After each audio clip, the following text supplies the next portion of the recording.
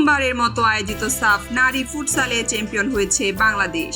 আজ ব্যাংককের টুর্নামেন্টের শেষ দিনে মালদ্বীপকে 14-2 গোলে উড়িয়ে শিরোপা জিতেছেন সাবিনা খাতুন কৃষ্ণারা। দক্ষিণ এশিয়ার 7টি দেশ নিয়ে আয়োজিত লীগ পদ্ধতির এই টুর্নামেন্টে 6 ম্যাচে সর্বোচ্চ 16 পয়েন্ট পেয়েছে বাংলাদেশ।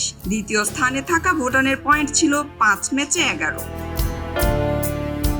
বাংলাদেশ টুর্নামেন্টের শুরুটা করেছিল ভারতকে 3-1 গোলে উড়িয়ে দিয়ে। এরপর অবশ্য ভুটানের সঙ্গে 3-3 গোলের ড্রয়ে খানিকটা বিপদে পড়ে গিয়েছিল বাংলাদেশ। তবে এরপর আর পিছনে ফিরে তাকাতে হয়নি। নেপালকে 3-0, শ্রীলঙ্কাকে 6-2 ও পাকিস্তানকে 9-1 গোলে উড়িয়ে দিয়ে মালদ্বীপের মুখোমুখি হয়।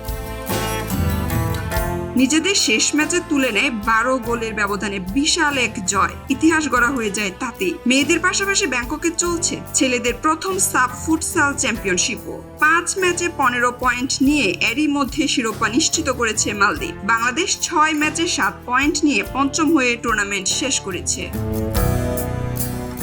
খবরের কাগজ, নিখাত, নির্ভীক, নিরপেক্ষ।